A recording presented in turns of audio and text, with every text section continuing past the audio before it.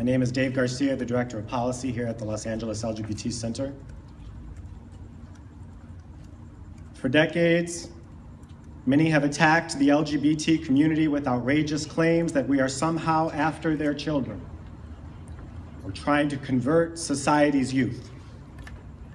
These fear tactics have never been true, yet even today in some circles they persist.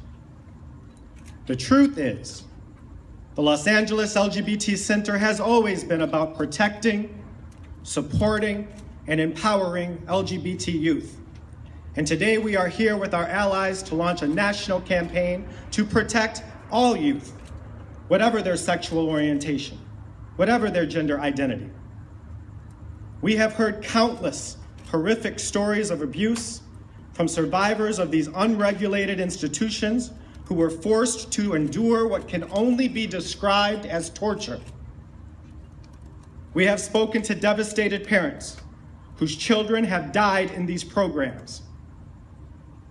Today, we are here to stop child abuse disguised as treatment. No institution should be allowed to deprive youth of food or water, to make them work and exercise until they are sick or bloodied, or to degrade or humiliate them.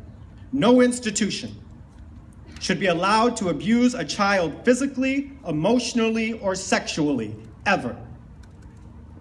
No institution should be allowed to engage.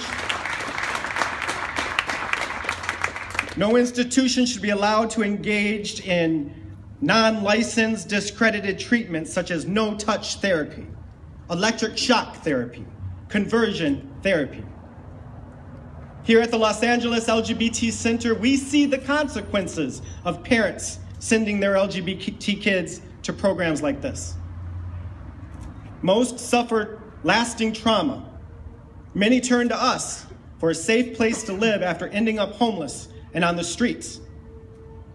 As we stand here together today, it is fair to say that our neighborhood nail salons are far more regulated than the troubled teen industrial complex entrusted with the lives of children and teens. We applaud Senator Lara for introducing common sense legislation here in California to regulate this industry, and we are grateful to Congressman Schiff and other allies on the Hill who are working with us to introduce a bill in Washington. We absolutely must have federal legislation, because so often when one of these places is forced to close, it frequently pops up in another state with another name, but the same abusive owners. Any program serving youth that would fight sensible government oversight is suspect. Why would any institution be afraid to be inspected by the Department of Social Services unless they have something to hide? Why would any institution fight against mandatory reporting should their staff witness or suspect a child is being abused unless they have something to hide? Our campaign to protect youth from institutional abuse aims to shine a light of transparency on an industry that for far too long has gone without even the most basic oversight or accountability. The Los Angeles LGBT Center is proud to be a part of this effort, and we will not stop until all youth, whatever their sexual orientation or gender identity, are properly protected. But we cannot do this alone. We need the public to join this campaign, sign our petition, spread the word. Protecting the lives of children, that's not somebody else's problem. The only way we win this thing is because grown-ups act to protect kids.